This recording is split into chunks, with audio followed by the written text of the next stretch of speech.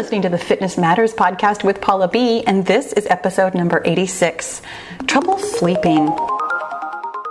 Hello, hello, hello, my friends. Welcome to the Fitness Matters podcast, where every week we talk about the fitness matters that matter to you, and I know for a fact that this one matters to you. But before we even dive in, I've got a couple of things to tell you. Super quick, housekeeping kind of things. Number one, thank you, like always, for the reviews and the ratings, really specifically on iTunes. You guys, I keep noticing that I'm creeping up teeny tiny bit on the charts. I'm still at like number, 5,032 or whatever.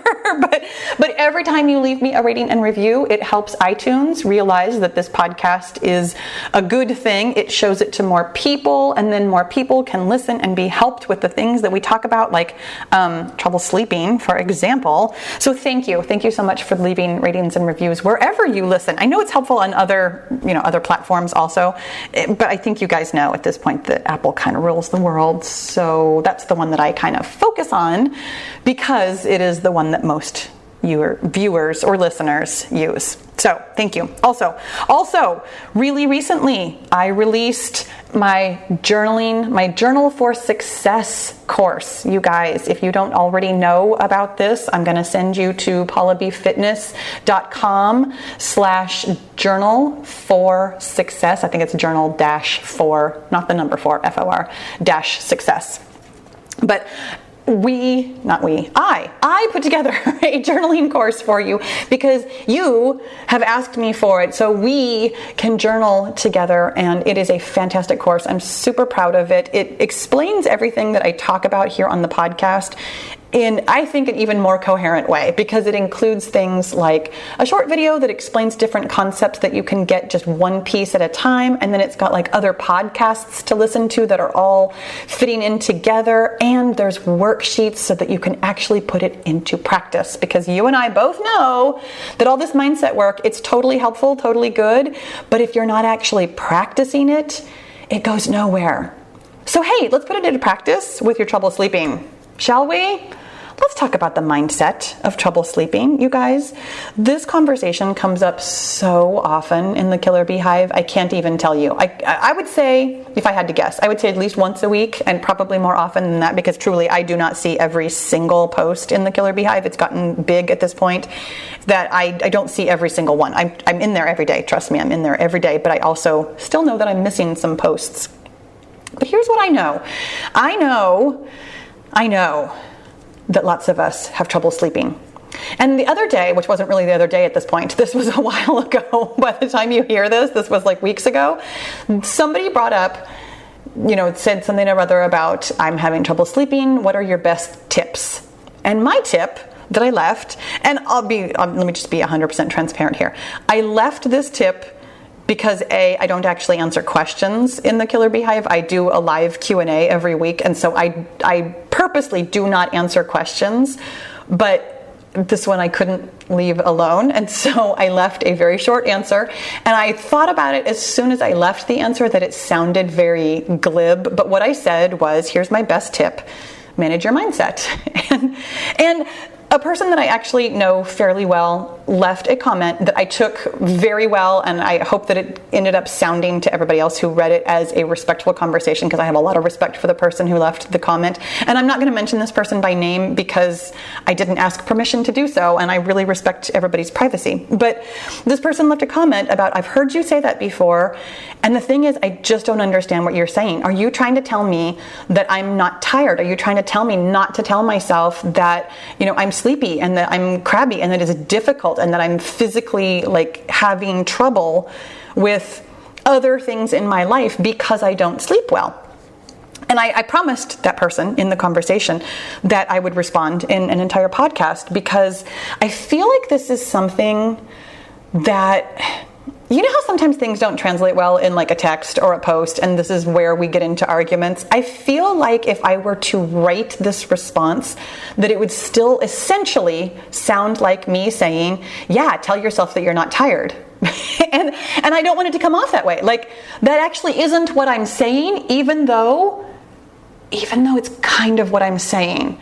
So being able to have like my vocal inflection, I feel like this will hopefully land in a way that you can hear it. Because I don't want to argue with you. I really don't. I mean, I 100% absolutely agree with you saying that you have trouble sleeping. But, and here's where it sounds like an argument, but that thought isn't helpful. And this is my job as your life coach, because I am, by the way. I don't know if you knew that. You've hired me as your life coach by turning on this podcast. Any episode you've listened to, I am now officially your life coach. Here's my job as your life coach, is to point out to you not whether or not what you're saying is true. It doesn't matter if it's true.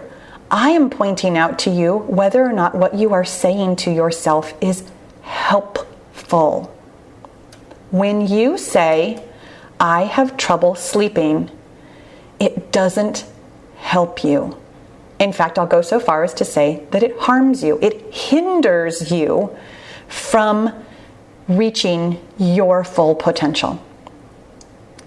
Here's what happened to me. About a year ago, my elderly cat Rosy, who I'm looking at her right now, and I'm looking at her accusingly because my elderly cat Rosy started waking up in the night like a baby. And I mean that literally, like she wakes up every 2 to 3 hours and she demands food. She meows, she scratches me, she demands attention every 2 to 3 hours. And I, since then, because I am the one who gets up with her, except on weekends when I make my husband get up with her, I am the one who gets up with her, and I started realizing, like this was some sort of universal truth in the world, that I was having trouble sleeping because I was getting up so many times in the night, and I was very tired and I was very crabby, and I let it really bother me because it sucked, because not getting a full night's sleep is very difficult. It is one of the things that I ask you to do for the 5-0 method because it's really good for you. It's good for weight loss. It's good for your body. Your body needs to repair itself. Absolutely. Sleep is critical. But I wasn't getting very good sleep. I'm getting up several times a night, and sometimes I have to pee even when Rosy isn't trying to wake me up, and sometimes Blossom gets up because Blossom is now elderly too. She's going to be 14 in when are you going to hear this? Like a month or two from when you hear this? Everybody in my house is old at this point except for Agatha, who, I mean, even Agatha, how old is she? She's like 6 or 7 now, so she's an adult cat also. So I realized that I was having trouble sleeping, and I started really worrying about it. I was like, oh my gosh, how many times am I going to get up in the night? And then I started having trouble falling asleep because I was so worried about how I wasn't going to be able to sleep. And it was really bothersome. And I realized that it wasn't helping me to think that I was having trouble sleeping. It wasn't helping me to lie in bed thinking I am having trouble falling asleep. It didn't matter, it doesn't matter if your thoughts are true. You could, in a court of law, prove that you get X number of hours of sleep a night. You could prove that each night you wake up 1, 2, 3, 4, or 5 times. You could prove I was awake between this hour and this hour. There are things about your sleep habits that are truthful, but we don't always talk about them like that. You know, in the episode Scale Thoughts, is that the one?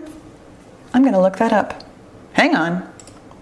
It wasn't Scale Thoughts at all. It was episode 79, I'm Not Losing Weight.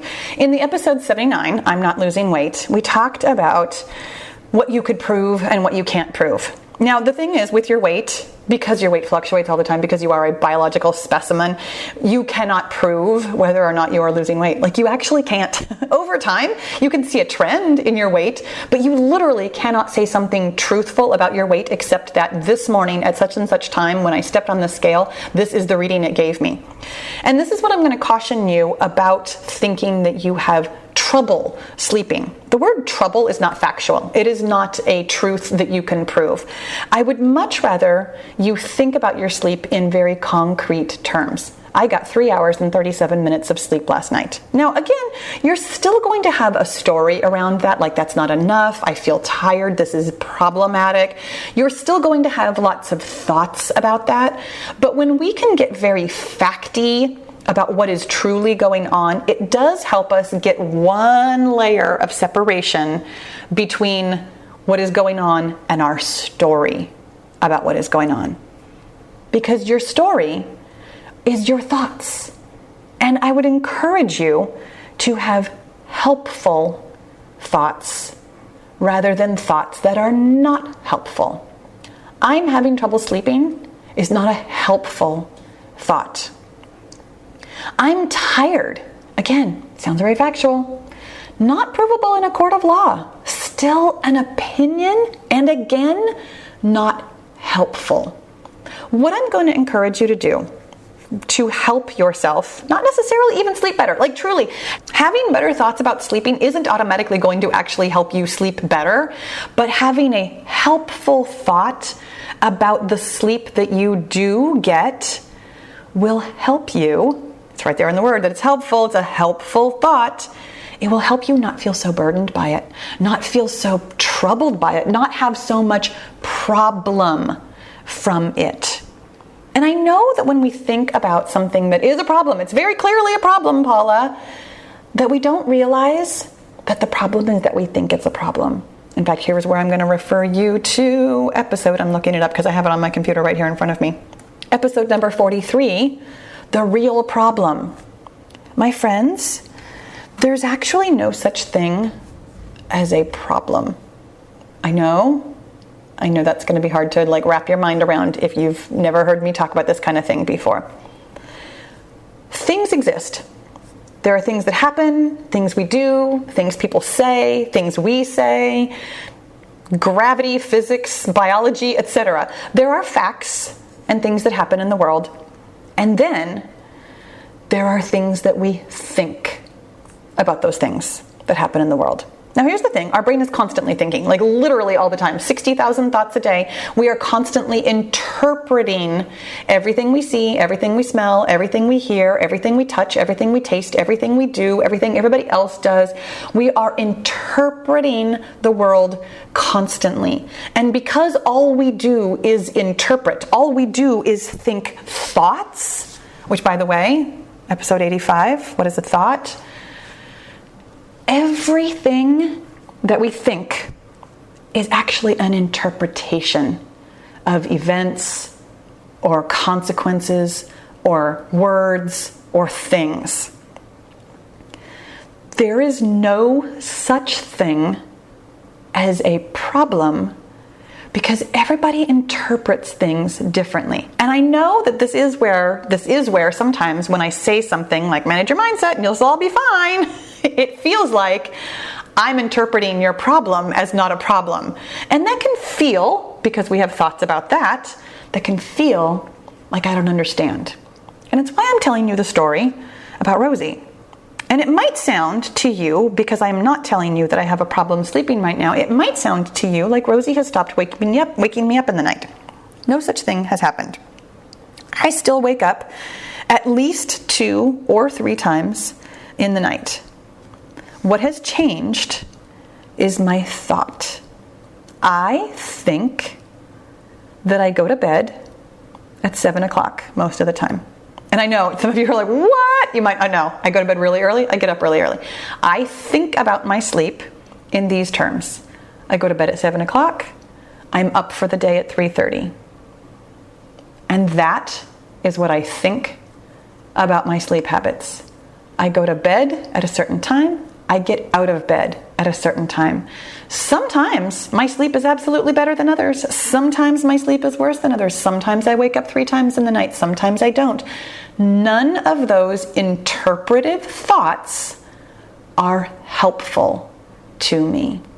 When I spend even 1 second telling myself that I'm not sleeping enough, that it's a problem, that I'm tired, those thoughts are not going to lead me to anything productive. Those thoughts, in fact, lead me to feeling sorry for myself. And I gotta tell you, I have an advanced degree in feeling sorry for myself. I spent many, many years at the school of woe is Paula.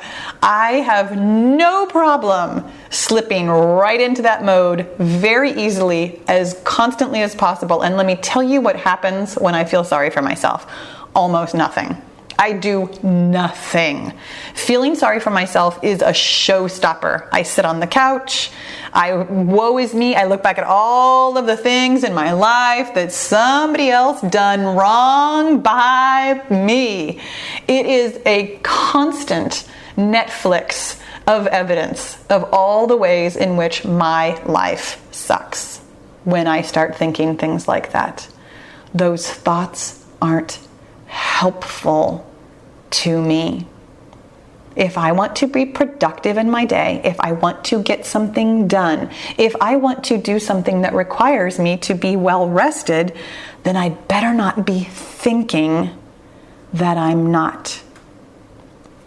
Here's the thing. I know that this is one of those things that has a physical element to it, that it is indeed more difficult to lose weight when you do not sleep and get your recovery time. It is indeed more difficult to get on about your day if you are not well rested. Your body needs the physical repair of sleep. I am not denying you that. I'm not. But here I go denying you that because thinking about it that way isn't helpful. Telling yourself that it's a problem creates the problem. When I tell myself that I go to bed each night and I get up each morning, when I tell myself that I am going to get done as much as I can today, that I'm going to accomplish what I can in the way that I can, when I use really specific language that my brain can interpret either way. Because here's the thing, when I say I go to bed at 7 o'clock, I absolutely do. Do I fall asleep at 7 o'clock? Very rarely. I go to bed at 7 o'clock is factual, it's true, it's believable, it's helpful. I go to bed at 7 o'clock. The fact that I don't fall asleep at 7 o'clock, that I don't get 8 hours of sleep every night, that my sleep is interrupted, those thoughts aren't helpful. So I choose to think a thought that is true and believable and helpful in a way that my brain doesn't want to argue with me. Like when I say I go to bed at 7 o'clock, my brain absolutely agrees with that. If I were trying to tell myself I go to sleep at 7 o'clock, my brain would be like, no, you didn't. Last night you were up till 9:30. You tossing and turning, trying to fall asleep. You had trouble falling asleep. Therefore, I very carefully choose my words. This is what mind management is. You guys, mind management isn't trying to convince yourself of something that's not true. It's trying to find the words that will achieve what you want to achieve in a way that is believable to your brain. What I want to achieve when I talk about my own sleep is I want to achieve helpful thoughts. I want to feel like I'm doing what I can to be as productive as I can and get about with my day as well as I can. That I'm managing my mind, managing my body, living my life, doing all the things that I can to the best of my ability. The phrase, I go to bed at 7 o'clock, does all of those things. It's true, it's believable, it's helpful. When you manage your mind, you are not telling yourself an untruth. And that really is problematic. We've talked about this so many times. I refer to this episode so many times. I'm going to look it up too. It's the Stop Thinking Positively, episode number 40. Stop thinking positively, because trying to simply tell yourself, I'm well rested, I get 8 hours of sleep a night, is not going to be helpful at all. Remember, our goal here is to think something helpful. It helps if it's true, absolutely, because your brain won't automatically argue with it. When you say to yourself, I get a great night's sleep, but you know you don't, because you have already determined that you have interpreted whatever amount of sleep that you get is not enough, it's not good, it's a problem, it's trouble sleeping. You're going to just argue with yourself. Arguing with yourself is not helpful either. Remember, managing your mind is about being helpful. Your goal is not necessarily to be Pollyanna. Your goal isn't to be the most happy, positive person in the world. Your goal isn't to tell yourself lies. Your goal isn't to do any of those things that sound like so nice and so cheerful and so chipper. Your goal is to simply help yourself. Being helpful, it's a little bit quieter than being positive and awesome and on board with everything. Being helpful means that you're going to get where you're going. When you read my instructions in the 5-0 method, which, by the way, you can find at paulabfitness.com/weight-loss-over-50. It's my free ebook that talks all about losing weight that I refer to somewhat constantly, and you may not have access to it yet, and now you do. It's in the show notes. In that book, when I tell you to get enough sleep, to sleep adequately, you'll notice I did not put a number on that. Lots of people ask me about that all the time. What's adequate sleep? How much sleep am I aiming for? You're aiming to sleep as much as you can in a way that feels helpful. And that means you might need to manage your mind about it. If your body behaves in a certain way, your brain will offer you an interpretation. Lots of times, those interpretations aren't helpful. When you can think a helpful thought, it almost doesn't matter what your body's doing. And I know that is the thing that this to me was the thing that I had the hardest time wrapping my mind around about almost everything, truly. I mean, if you go back to listen to any of the things that I have referenced, really specifically that I'm not losing weight, I think that's the one where I talked about I'm busy, was the thought, the pervasive thought that just felt like the most truthful thing in the world for me. And in fact, for quite some time, I would say at least several months, I'm having trouble sleeping. Also felt very truthful, very real. I could not imagine another way of thinking about it until I sat down and really specifically asked myself whether or not what I was thinking was helpful. My friends, you have the power to think something helpful about your sleep habits. What is that? I would love for you to brainstorm, and this is where we get into the practical thing. Here is where you can journal. But I'm going to call it brainstorming because I know when I was talking to you about the Journal for Success thing, I know that sometimes we have this block about the word journal, like it has to look a certain way, it has to be a certain way, I have to sit down with my nice notebook and write for an hour and things like that. For me personally, sometimes my journaling just looks like me making a list. In fact, it very frequently looks like me making a list. It's why I tell you to make lists all the time. Making a list doesn't feel like journaling, but it totally is. It is asking your brain to come up with a new way of thinking about something. Brainstorm a list of helpful things that you can say to yourself about your sleep habits. And then you can double check them. Do a little gut check on it, because here's the thing. You might think it's helpful to say, I sleep beautifully every night with no problems. But then when you say that to yourself and it's like, no you don't, then that's not really a helpful thought. Because that's actually just asking your brain to argue with itself. What can you say to yourself that feels helpful? And you're welcome to borrow my thought. I go to bed at such and such time, and I get up for my day at such and such time. To me, being factual and clear and frankly, intentionally vague, because I'm not saying I'll fall asleep, I'm not saying I sleep that whole time. Being intentionally vague with myself is weirdly helpful because it feels true, it feels believable, it feels calm, it feels like I'm doing what I can. I go to bed and I get up for my day. I would love to hear your thoughts. I would love to hear your thoughts that you're having right now about your sleep, and I would love to hear what you're going to tell yourself that feels helpful. You guys, thank you so much for listening. I'll talk to you again soon. So are you totally loving this mindset work and you really want to do it like, every day in order to get your goal? Then my friend, you need to join the Get Your Goal group. It is my personal and private, very interactive coaching and accountability group where every day we talk about your mindset and we get your goal. You can learn all about it at paulabfitness.com/get-your-goal. I'll see you in the goal group.